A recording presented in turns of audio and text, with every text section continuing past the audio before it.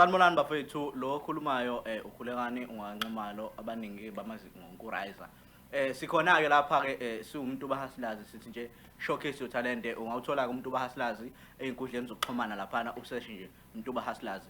Namuhla ke bafethu sikhona lana sizofundisa about umusic ukuthi umusic uyini and umusic uhlukene kanjani kangaki and umusic ungakwazi kanjani ukuthi uphushe upromote ey'ntweni ey'ningi bafethu.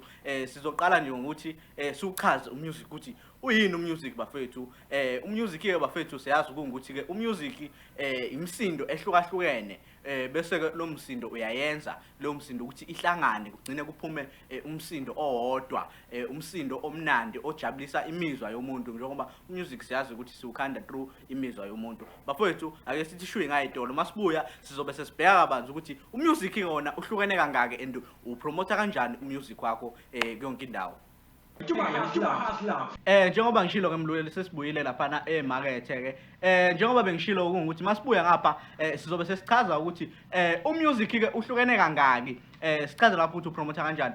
Umusic siyazi ke laphana ukuthi music ihlukene ngama genre akhona. Siyathola laphana ihip hop, iafro pop, igospel, umaskandi, ijazz, siyayithola iafro soul, siyayithola miningi nje imusic ongayenza ama genre ahlukene. So umusic wakho ke upromote kanjani ke laphana uma ufuna ukupromote. First of all umusic uqale uregister wena as artist ukuthi uregister ku Sambro nakulisa nakrisa. Akhona ke amanye ama brand ongaregister kuona ukuze umusic wakho ukwazi ukuphusha. Uyakwazi ukuthi ufile laphana kuma radio stations. Uma ufaka ama radio stations ke kumgomo ukuthi uma usenda umusic wakho kuma radio stations usenda nenumber yaka Sambro ukuze bebone ukuthi uregistile. Uma ungakuregistanga awukwazi ukuthi umusic wakho udlale ku radio station.